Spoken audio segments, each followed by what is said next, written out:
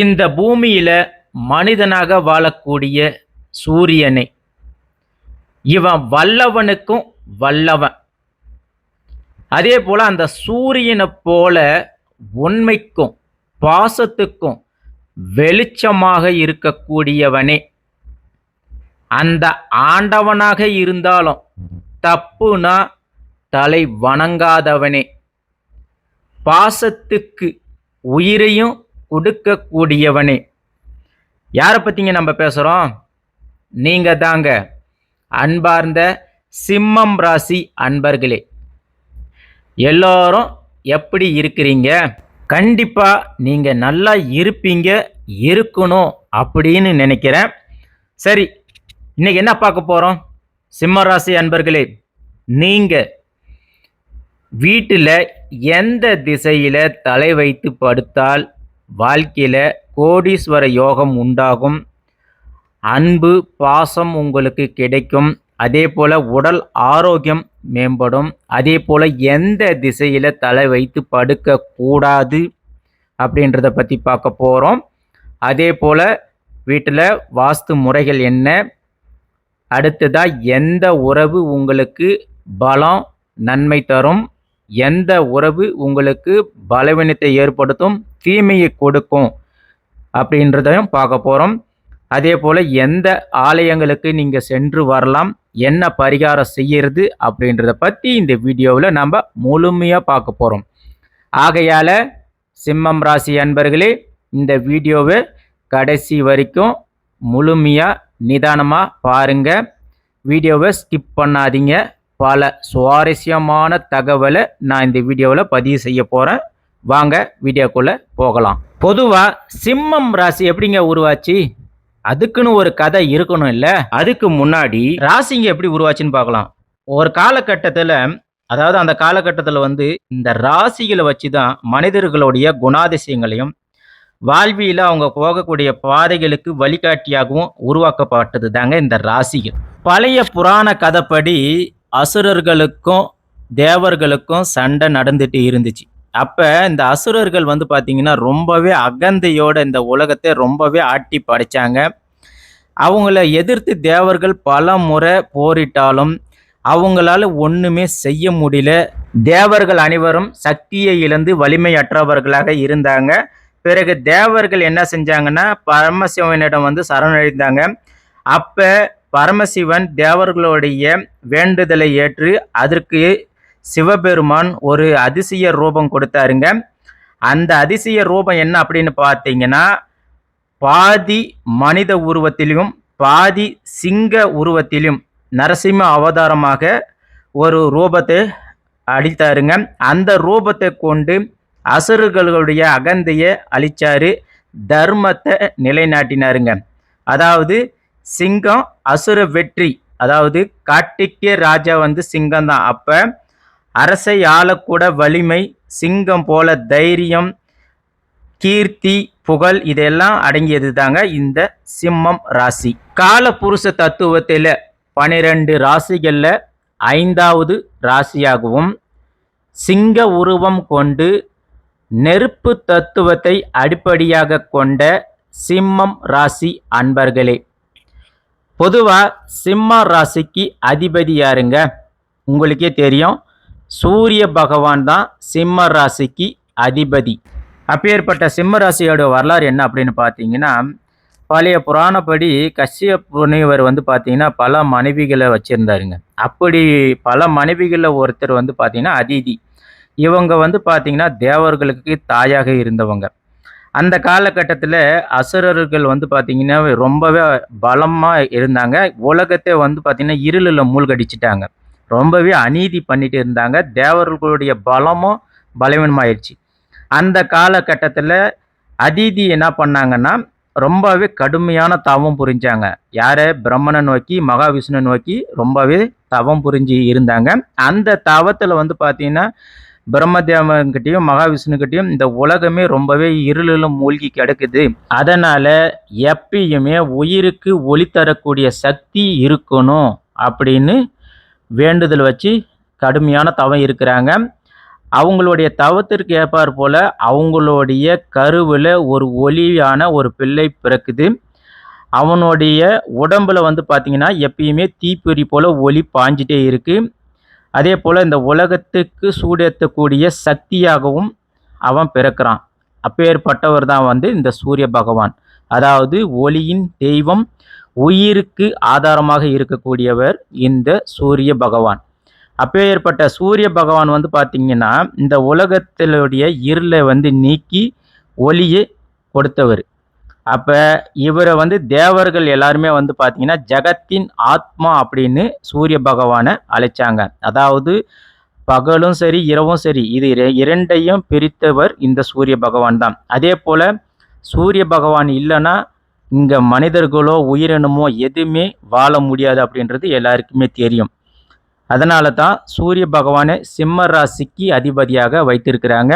அப்பேற்பட்ட சிம்ம ராசியோடைய பலம் என்னங்க, அதே போல் பலவீனம் என்னங்க? சிம்ம ராசிக்காரங்கனாவே சிங்கம் மாதிரி கர்ஜிக்கக்கூடியவங்க. சிங்கம் எப்படி காட்டுக்கு ராஜாவாக இருக்கிறாரோ அதே போல தான் இவங்க இருக்கிறாங்கன்னா இவங்களுக்கு கீழே தான் மற்றவங்க இருப்பாங்களே தவிர இவங்க மற்றவங்க கீழே இருக்கவே மாட்டாங்க. புரியுதுங்களா? அதாவது சிம்ம ராசிக்கு கீழே 10 பேர் வேலை செஞ்சாலும் சிம்ம ராசி ஒருத்தனுக்கு கீழே அடிமையாக இருக்க மாட்டாங்க. அதே போல் பிறப்பிலே வந்து பார்த்திங்கன்னா தனித்துவமான தன்மை கொண்டவங்க, லீடராக இருக்கக்கூடியவங்க. சூரியனாவே உங்களுக்கு தெரியாதுங்களா? அதே போல் நல்ல உடல் பலம் கொண்டவங்க, நல்லா பேசும்போது அப்படி சும்மா கணீர்னு பேசுவாங்க, நல்ல கட்டுக்கோப்பாக இருப்பாங்க, கம்பீரமான தோற்றம் உடையவங்க. இவங்களுடைய ப்ளஸ் பாயிண்ட் என்னன்னு பார்த்தீங்கன்னா தைரியங்க. சிம்மராசிக்காரங்க எதுக்குமே அஞ்ச மாட்டாங்க. சிங்கம் மாதிரி எவ்வளோ பிரச்சனைனாலும் வரட்டுங்க பார்த்துக்கலாம் அப்படின்னு மோதி பார்க்கக்கூடியவங்க. அதே போல் அதை முடிச்சியும் காட்டக்கூடியவங்க இவங்க மட்டும்தாங்க. அது இல்லாமல் சொல்லி அடித்து செய்வாங்க, இந்த விஷயத்தை நான் முடிச்சு காமிக்கிறேன் அப்படின்னு. அந்த அளவுக்கு தைரியம் உடையவங்க. இந்த தைரியமே இவங்களுடைய வாழ்க்கையில் வெற்றி பெறக்கூடிய இடமாகவும் இந்த தைரியம்தான் இவங்களுக்கு மிகப்பெரிய ஆயுதமாகவும் இருக்குதுங்க. இவங்களை எளிதில் யாராலுமே தகர்க்க முடியாதுங்க. சிம்மராசிக்காரர்களை பொறுத்த வரைக்கும் எங்கே போனாலும் சரிங்க, இவங்களுக்குன்னு ஒரு தனி காந்த குணம் இருக்குங்க. இவங்க பேசுகிறாங்களோ இருக்கிற இடத்துல இவங்களை பார்க்காம யாரும் இருக்க மாட்டாங்க. இவங்க பேசுகிற வார்த்தைக்கு நடக்கிற வித்தியாசத்துக்கு முக பாவத்துக்கு எல்லாத்துக்குமே ஒரு மரியாதை இவங்கக்கிட்ட இருக்கும், மரியாதை கிடைக்கும். அதனால் சமூகத்தில் இவங்களுக்கு பேர் புகழ் கீர்த்தி அந்தஸ்து, அதே போல் அரசாங்க வேலையில் இருந்தாங்கன்னா உயர் பதவியில் இருப்பாங்க. அரசு அதிகாரிகளாக இருந்தாலும் சரி, அரசியல்வாதிகளாக இருந்தாலும் சரி, இது எல்லாமே சிம்ம ராசிக்காரர்களாக தாங்க இருப்பாங்க. அதே போல் பேர் புகழ் இது எல்லாமே இயல்பாகவே இவங்களுக்கு கிடைக்கும். உங்களை பொறுத்த வரைக்கும் மன உறுதி அதிகங்க. ஒரு விஷயத்தில் முடிவு பண்ணி இறங்கிட்டிங்கன்னா அதை முடிக்காமல் விட மாட்டீங்க. சில பேர் சொல்லுவாங்க இதெல்லாம் சாத்தியமே இல்லாத விஷயம்பா, இதெல்லாம் யாராலுமே செய்ய முடியாது அப்படின்னு சொன்னால் கூட அது சத்திய வாக்காக எடுத்துக்கொண்டு அது சாத்தியமில்லாத விஷயத்தை கூட செஞ்சு முடிக்கக்கூடியதில் 12 ராசிகளில் சிம்மராசி மட்டும்தாங்க அது முடியும். அதை மாற்றக்கூடிய ஆற்றலும் உங்ககிட்ட தான் இருக்குது. இவங்களுக்கு ஒரே குணம், முடிவு எடுத்தாச்சுன்னா அதை நிறைவேற்றாமல் விட மாட்டாங்க. இதுதான் இவங்களுடைய மிகப்பெரிய பலம். அதே போல் பலம் என்னன்னு பார்த்துட்டோம், உங்களுடைய பலவீனம் என்னங்க? சிம்ம ராசிக்காரங்க சிங்கம் மாதிரி கம்பீரமாக இருக்கக்கூடியவங்க தான். ஆனால் இவங்க கிட்ட பொறுமை கண்டிப்பாகவே இல்லவே இல்லைங்க. சில சமயம் வந்து பார்த்திங்கன்னா சட்டுன்னு சின்ன சின்ன விஷயத்துக்கெல்லாம் கூட கோவப்பட்டு சண்டை பிடிப்பாங்க. ஒரு பக்கம் அது வந்து சட்டுன்னு அந்த கோபம் கொஞ்ச நேரத்தில் மறைஞ்சிரும். இருந்தாலும் அந்த கொஞ்ச நேரத்திலே சில சமயம் பெரிய பிரச்சனையாகவும் உருவாகிறதுக்கான காரணமும் இதுவாக கூட இருக்கும். அதனால் சட்டுன்னு கோவப்படுறதை குறைச்சிக்கிறது நல்லதுங்க. அடுத்ததாக இவங்க கிட்ட ஈகோ கொஞ்சம் அதிகங்க. எப்படி சொல்கிறதுன்னா எங்கே இருந்தாலும் உரிமை எனக்கு தான் கிடைக்கணும் அப்படின்னு நினைக்கக்கூடியவங்க. அதாவது சாவு வீடாக இருந்தாலும் போனமாக நான் தான் இருக்கணும்னு நினைக்கவங்க. கல்யாண வீடாக இருந்தாலும் மாப்பிள்ளையாக நான் தான் இருக்கணும் அப்படின்னு நினைக்கக்கூடியவங்க. ஒரு இடத்துல 4 பேர் இருந்து பேசுகிறாங்கன்னா அந்த இடத்துல முதல் மரியாதை இவருக்கு கிடைக்கணும்னு நினைக்கக்கூடியவங்க. அதே போல் சில சமயம் ரொம்பவே பொறாமை குணம் அதிகமாகவே இருக்குங்க. இது பார்த்திங்கன்னா இதனால் இவங்களுடைய நண்பர்கள், குடும்பத்தில் கணவன் மனைவியே சண்டை, சொல்லப்போனால் கருத்து வேறுபாடு இதெல்லாம் கூட ஏற்பட்டு மன சங்கடங்கள் அதிகமாக ஏற்படுவதற்கான வாய்ப்புகள் இருக்குங்க. சரி, அடுத்ததாக பார்த்திங்கன்னா சிம்ம ராசிக்காரர்களுக்கு தங்கள் மீது நிறைய நம்பிக்கை இருக்கும். நான் சொல்கிறது தான் செய்யணும் அப்படின்னு நினைக்கக்கூடியவங்க. அதாவது இப்போ வீட்டில் சிம்ம ராசி தான் ஆதிக்கத்தில் இருக்குது அப்படின்னு இருந்துச்சுன்னு வச்சுக்கோங்க. அப்படி மற்றவங்க எல்லாரையுமே நான் என்ன செய்ய சொல்கிறேனோ அதை தான் நீ செய்யணும் அப்படின்னு ஆளுமை தன்மை கொண்டவர்களாக இருப்பாங்க. அதே போல் இவங்கக்கிட்ட கீழே வேலை செய்கிறவங்க இருக்கிறாங்கன்னா இவங்க சொல்கிறது தான் அவங்க செய்யணும்னு நினைப்பாங்க. சில சமயம் அவங்க நல்லதே சொன்னாலும் இவங்க கேட்க மாட்டாங்க. அந்த ஒரு மைனஸ் சிம்மராசிக்காரர்களுக்கு இருக்குங்க.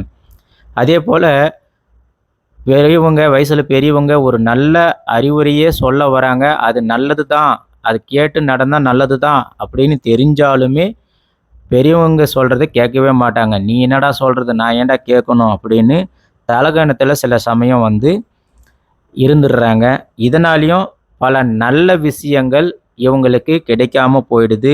அதே போல் நல்ல வாய்ப்புகளும் இவங்களுக்கு சில சமயம் கையை விட்டு போயிடுதுங்க. அதே போல் இவங்கக்கிட்ட பிடிவாத குணம் அதிகங்க. சட்டுன்னு சண்டை பிடிச்சிருவாங்க. சிம்மராசிக்காரங்க ஒரு முடிவு எடுத்தாச்சுன்னா அதில் எளிதில் விட மாட்டாங்க. நான் சொன்னதை தான் செய்வேன் அப்படின்னு சண்டையே போடுவாங்க, வாக்குவாதம் பண்ணுவாங்க.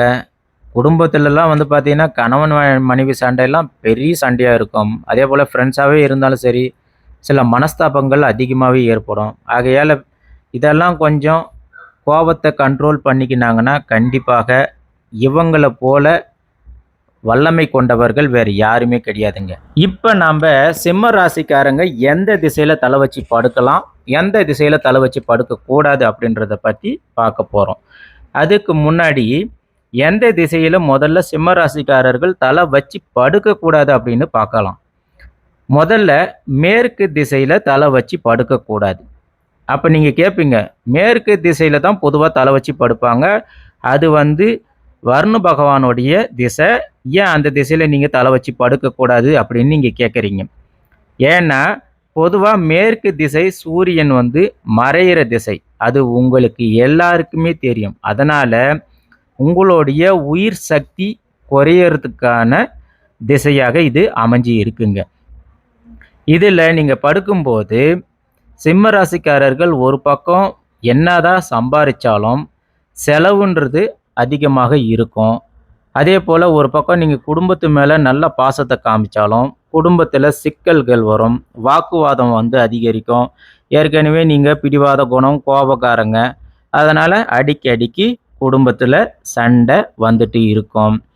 இன்னொரு பக்கம் பார்த்தீங்கன்னா சிம்ம ராசிக்காரர்களுடைய கீர்த்தி, அதாவது பேர் புகழ் எல்லாமே பாதிக்கக்கூடிய திசையாக மேற்கு திசை அமைஞ்சி இருக்குங்க. அதான் நம்ம ஏற்கனவே சொன்ன மாதிரி பணம் வந்தாலும் உங்ககிட்ட நிலைச்சி நிற்காதுங்க. அதனால் மேற்கு திசையை தவிர்ப்பது நல்லது. அடுத்ததா சிம்ம ராசிக்காரங்க வடக்கு திசையில் படுக்கக்கூடாது அப்படின்னு சொல்கிறேங்க. ஏன் நீங்கள் அதையும் கேட்கலாம், வடக்கு திசை குபேரனுடைய திசை, அப்போ குபேரன் திசையில் செல்வங்கள் அதிகமாகவே இருக்கும், ஏன் வடக்கு திசையில் நாங்கள் படுக்கக்கூடாது அப்படின்னு நீங்கள் கேட்குறீங்க. பொதுவாக வடக்கு திசை செல்வம் தருவதாக கருதப்பட்டாலும் சிம்ம ராசிக்காரங்களுக்கு இது எதிர்மாறான வேலைகளை செய்வதற்கான திசையாக கருதப்படுதுங்க. அதுக்கான காரணம் என்ன அப்படின்னு பார்த்தீங்கன்னா, வடக்கு திசையில் நீங்கள் தலை வச்சு படுக்கும்போது காந்த சக்தி, அதாவது உங்களுக்கு மேக்னெட்டிக் ஃப்ளோ பவர் உங்களுக்கு சரியாக இருக்காது. அப்படின்னா என்னங்க, அதாவது வடக்கு திசையில் நீங்கள் தலை வச்சு படுத்தீங்கன்னா உங்களுக்கு மனக்கவலைகள் உண்டாகும், தூக்கம் உங்களுக்கு வராது, மன அமைதி குறைவாக காணப்படுவீங்க, வீட்டில் பிரச்சனை, சோகமாக இருப்பீங்க. ஒரு பக்கம் கடன் பிரச்சனை, தொழில் பிரச்சனை, வேலை செய்கிற இடத்துல பிரச்சனை, இது எல்லாமே உருவாகுவதற்கான இடமாக வடக்கு திசை அமைஞ்சி இருக்குங்க. அதே போல் நம்ம ஏற்கனவே சொன்ன மாதிரி கடன் சுமைகள் ரொம்பவே அதிகமாகி இருக்கும். பணம் வந்து உங்க கையில நிக்கவே நிக்காது. அதனால வடக்கு திசையில சிம்ம ராசிக்காரர்களுக்கு மிகவும் சிரமம் கொடுக்கக்கூடிய திசையாக அமைஞ்சிருக்கு. ஆகையால சிம்ம ராசிக்காரர்கள் எந்த காரணத்தை கொண்டும் மேற்கு திசையிலும் வடக்கு திசையிலும் படுக்காதீங்க. சரி, அப்ப கிழக்கு திசையில சிம்ம ராசிக்காரர்கள் படுக்கலாம். அதாவது உங்களுக்கே தெரியும், சிம்ம ராசிக்கு அதிபதி சூரிய பகவான். சூரிய பகவான் உதயமாகிறதே கிழக்கு திசை தான் அப்படின்றதுனால சிம்ம ராசிக்காரர்கள் கிழக்கு திசையில தாராளமா தலை வச்சு படுக்கிறது ரொம்பவே நல்லதுங்க. ஏன்னா சிம்ம ராசிக்காரர்கள் ஏற்கனவே சொன்ன இல்லைங்களா, அதிக கோபம் கூடியவங்க, பேரு புகழுக்கு ஆசைப்படக்கூடியவங்க, பேரு புகழ் இவங்களை தேடி வரும். அதாவது 10 பேர்ல இவங்க தான் இடத்துல இருக்கணும்னு நினைக்கக்கூடியவங்க. நல்ல கல்வி வளம் உண்டாகும், நல்லா படிப்பாங்க, அரசு வேலை கிடைக்கும், அரசியல் பலம் உண்டாகும். அதே போல் இவங்க தொழில் செஞ்சாங்கன்னா தொழிலில் நல்ல முன்னேற்றம் உண்டாகும். அதே போல் மார்க்கெட்டிங் பிஸ்னஸ்ஸு, ரியல் எஸ்டேட்டு, இது எல்லாத்திலுமே வந்து பார்த்திங்கன்னா முன்னோடியாக திகழ்வாங்க இந்த கிழக்கு திசையில் படுத்தா. அதே போல் இயல்பாகவே பேர் புகழுக்கு ஆசைப்படக்கூடியவங்க அல்லவா, அதனால் இவங்களுக்கு இயல்பாகவே பேரு புகழ், கீர்த்தி, அந்தஸ்து, செல்வாக்கு இது எல்லாமே என்னைக்கும் உங்களை கைவிட்டு போகாமல் நிலைச்சு நிற்கும். அப்போ சிம்ம ராசிக்காரர்கள் கிழக்கு திசையில் நீங்கள் தலை வச்சு படுத்தா கோடீஸ்வர யோகம் உங்களுக்கு என்றைக்குமே நிலைச்சு நிற்கும், கைவிட்டு போகாது. அதனால் தலையை நீங்கள் கிழக்கு பக்கம்தான் தலை வச்சு படுக்கணும்.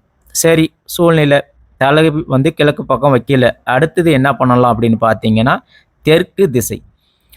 தெற்கு திசை வந்து பார்த்தீங்கன்னா நீங்கள் கேட்பீங்க, தெற்கு திசை வந்து யமனுடைய திசை, அந்த திசையில் வந்து இறந்தவங்களை அடக்கம்தான் செய்வாங்க, அந்த திசையில் யாராவது படுப்பாங்களா அப்படின்னு நீங்கள் கேட்குறீங்க. பொதுவாக தெற்கு திசை யமனுடைய திசையாக இருந்தாலும் ராசிகள் படி பார்த்தீங்கன்னா நீங்கள் தெற்கு திசையில் சிம்மராசிக்காரர்கள் தலை வைத்து படுக்கலாங்க.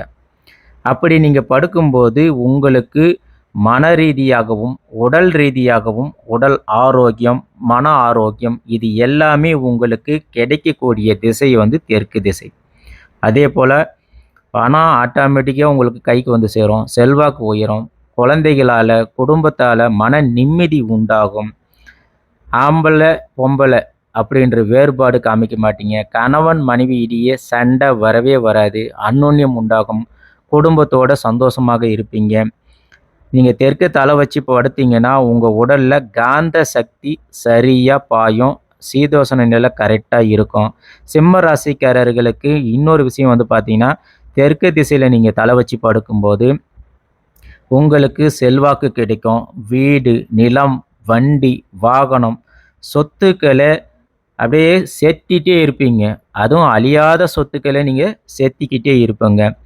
நீண்ட ஆயுளோட ஆரோக்கியமாக வாழ்வதற்கும் தெற்கு திசை தான் உகந்ததுங்க. அதே போல் உங்களுக்கு என்றைக்கும் அழியாத சொத்துக்களை சேர்க்கறதுக்கு நீங்கள் தெற்கு திசையை தலை வச்சு படுக்கிறது நல்லது. அதே போல் உங்களுக்கு கிழக்கு திசையில் நீங்கள் தலை வைத்து படுத்தீங்கன்னா நல்லா படிப்பீங்க, நல்ல வேலை கிடைக்கும், பேர் கிடைக்கும், புகழ் கிடைக்கும், எல்லாமே கிடைக்கும். அதனால் கிழக்கு திசையிலும் படுக்கலாம். ஆனால் எக்காரணத்தை கொண்டு மேற்கு திசையிலையும் வடக்கு திசையிலையும் தயவு செஞ்சு படுக்காதீங்க. அப்படி படுத்தீங்கன்னா உங்களுக்கு பேர் புகழ் கிடைக்காது. அதே போல் இருந்த சொத்துக்களும் இழக்க நேரிடும். சண்டை, போலீஸு, கோர்ட்டு, கேஸு அப்படின்னு அலைவீங்க. அதே போல் ஒரு பக்கம் இதனால் மன ரீதியான உடல் ரீதியான கவலைகள் இதெல்லாம் வரதுக்கான வாய்ப்புகள் அதிகமாக இருக்குங்க. சரி, வாஸ்து வழிமுறைகள் என்னங்க? முடிஞ்ச வரைக்கும் சிம்மராசிக்காரர்கள் கிழக்கு வாசப்படி இருக்கிற மாதிரி வீடு அமைச்சிக்காங்க. அதே போல் கிழக்கு திசையில் எப்பயுமே சுத்தமாக வச்சுக்காங்க. சூரிய ஒளி உள்ளே படுற மாதிரி வச்சுக்காங்க. ஜன்னல் எல்லாமே வந்து சூரிய ஒளி படுற மாதிரி வச்சுக்காங்க. வீட்டுக்கு பக்கம் பசுமையான செடிகளை வளங்க கிழக்கு திசையில் வளர்க்குறது நல்லதுங்க. அதே போல் கிழக்கு திசையில் சுவத்தில் சூரிய பகவானுடைய படத்தை நீங்கள் வைக்கிறது நல்லதுங்க. இதனால் உங்களுக்கு அந்தஸ்து, புகழ், பேர் எல்லாமே கிடைக்க வாய்ப்புகள் அதிகமாக இருக்குது.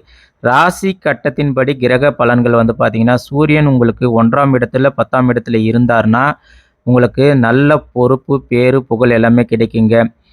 குரு பகவான் அதே 5ஆம் இடத்துலையும் 9ஆம் இடத்துல இருந்தார்னா உங்களுக்கு நல்ல கல்வி, அறிவு, உங்களுக்கு குழந்தைகளால் நல்ல பேரு புகழ் கிடைக்குங்க. அதே சனி பகவான் வந்து 7ஆம் இடத்துல 10ஆம் இடத்துல இல்லைன்னா 11ஆம் இடத்துல இருந்தார்னா நீங்கள் சிம்மராசிக்காரர்கள் நீண்ட ஆயுளோடு இருப்பீங்க. அதே போல் பல ஆண்டுகள் வெற்றி பெறக்கூடியவர்களாக இருப்பீங்க. தொழிலில் நல்ல முன்னேற்றம் கிடைக்குங்க. சுக்கிர பகவான் உங்களுக்கு 2ஆம் வீட்டிலையும் 11ஆம் இடத்துல இருந்தார்னா பண வரவு, லக்ஷ்மி அருள் உங்களுக்கு எப்பயுமே கிடைக்குங்க. அதே போல் செவ்வாய் பகவான் உங்களுக்கு 3ஆம் இடம் இல்லை 6வது இடத்துல இருந்தார்னா நிச்சயமாக நீங்கள் எதில் வேணாலும் கலந்துக்காங்க, வெற்றி உங்களுக்கு மட்டும்தான். அதே போல் உங்களுக்கு நன்மை செய்யக்கூடிய உறவுகள் அப்படின்னு பார்த்தீங்கன்னா ராசிகள் படி தனுசு, மேசம், மிதுனம் இந்த ராசிக்காரங்க உங்களுக்கு நன்மை செய்யக்கூடியவங்க. அதே போல் உயிர் உள்ள உறவுகள் முறையில் பார்த்தீங்கன்னா உங்களுக்கு நண்பர்கள் தான் உதவி செய்வாங்க. குடும்ப பலம் அப்படின்னு பார்த்தீங்கன்னா உங்களுக்கு தந்தை, சகோதரர்கள் சப்போர்ட்டிவாக இருப்பாங்க. தீமை தரக்கூடிய உறவுகள் யாருன்னு பார்த்தீங்கன்னா விருச்சிக, ரிஷபம் இவங்க வந்து பார்த்தீங்கன்னா உங்களுக்கு ஏதாவது ஒரு சண்டை, வம்பு, வழக்கு அப்படின்னு இழுத்துட்டே இருப்பாங்க. சிம்ம ராசிக்காரர்களுக்கு சூரிய பகவான் தான் அதிபதி அப்படின்றதுனால தினந்தோறும் நீங்கள் என்றைக்குமே தினந்தோறும் காலையில் சூரிய பகவானை நமஸ்காரம் செய்கிறது நல்லது. அதே போல் உங்களுக்கு ஈகோ குறையணும், அகந்தை குறையணும் அப்படின்னா நீங்கள் விநாயகர் பெருமானை வழிபாடு செய்யுங்க. இதன் மூலமாக உங்களுக்கு அமைதி கிடைக்கும், வெற்றி கிடைக்கும். அதே போல் உங்கள் கோபத்தை கட்டுப்படுத்தணும் அப்படின்னா சிவபெருமானையும் முருகப்பெருமானையும் வழிபாடு செய்யுங்க. இதனால் உங்களுக்கு தைரியம் கிடைக்கும், வெற்றி கிடைக்கும், நல்ல ஆலோசனை கிடைக்கும். அடுத்ததாக சிம்ம ராசிக்காரர்கள் சிங்கம் சின்னம் கொண்டதுனால நீங்கள் முடிஞ்ச வரைக்கும் நரசிம்மர் ஆலயம் சென்று வணங்கிட்டு வந்தீங்கன்னா சிம்ம ராசிக்காரர்களுக்கு என்றைக்குமே மிகப்பெரிய சக்தி, தைரியம், எதிரிகளை வெல்லும் வலிமை உங்களுக்கு கிடைக்குங்க. அடுத்ததாக பரிகாரம் அப்படின்னு எடுத்துக்கிட்டிங்கன்னா சிம்ம ராசிக்காரங்க ஞாயிற்றுக்கிழமை நாட்களில் விரதம் இருந்தீங்கன்னா சூரிய பகவானை வணங்கிட்டு வந்தீங்கன்னா ஆரோக்கியமும் செல்வமும் கிடைக்குங்க. சிவனுக்கு பால் அபிஷேகம், நீர் அபிஷேகம் பண்ணிங்கன்னா உங்களுக்கு கோபம் குறையும், மன அமைதி வருங்க. அதே போல் முருகன் சன்னதிக்கு நீங்கள் சென்று சிவப்பு மலர்களால் பால் அர்ச்சனையெல்லாம் செஞ்சீங்கன்னா தைரியமும் வெற்றியும் உண்டாகுங்க. அதே போல் நரசிம்மர் சன்னிதானம் சென்று நீங்கள் நெய் தீபம் ஏற்றி வழிபாடு செஞ்சீங்கன்னா உங்களுக்கு தடைகள் நீங்கும், எதிரிகள் விலகுவாங்க. அன்பார்ந்த சிம்ம ராசி அன்பர்களே, நீங்கள் வாழ்க்கையில் கோடீஸ்வர யோகம் பெறதுக்கு, செல்வங்கள் பெருகுவதற்கான வழிகள் என்ன எல்லாமே பார்த்தோம். ஸோ சிம்ம ராசிக்காரங்க நீங்கள் சூரியனுடைய பிள்ளைங்கள். சூரியன் மாதிரி ரொம்பவே பிரகாசமாக வாழ்க்கையில் இருக்கணும். உங்களுடைய குணமே வந்து பார்த்திங்கன்னா தலைத்தன்மை, தைரியம், பேரு, புகழ், மன உறுதி இது எல்லாமே உங்ககிட்ட இருக்குது. எந்த ஒரு தடை வந்தாலும் அதை எதிர்த்து சிங்கம் மாதிரி போராடி ஜெயிக்கக்கூடிய ஆற்றல் உங்ககிட்ட இருக்குது. ஆனால் எக்காரணத்தை கொண்ட சிம்மராசி அன்பர்களே சீக்கிரமாக கோவப்படாதீங்க, பொறுமையாக கையாளுங்க. அதே போல் தலகணம் வேண்டாம். கொஞ்சம் பெரியவங்க எது சொன்னாலும் கொஞ்சம் யோசித்து முடிவெடுங்க. கண்டிப்பாக இதையெல்லாம் நீங்கள் செய்யும்போது வாழ்க்கையில் நல்ல முன்னேற்றம் உண்டாகும், கோடீஸ்வர யோகம் கிடைக்கும், செல்வம் கிடைக்கும், உடல் ஆரோக்கியம் கிடைக்கும். இந்த வீடியோ பதிவு பிடிச்சிருந்துச்சுன்னா மறக்காமல் லைக் பண்ணுங்கள், ஷேர் பண்ணுங்கள். மறுபடியும் அடுத்த ஒரு வீடியோவில் நம்ம சந்திப்போம். இந்த வீடியோ உங்களுக்கு பிடிச்சிருந்துச்சுன்னா உங்கள் ஃப்ரெண்ட்ஸுங்களுக்கும் ஷேர் பண்ணுங்கள். நன்றி, வணக்கம். எந்த ஒரு குறைகளும் நிறைகளும் இருந்தாலும் கமெண்ட் பாக்ஸில் கமெண்ட் பண்ணுங்கள்.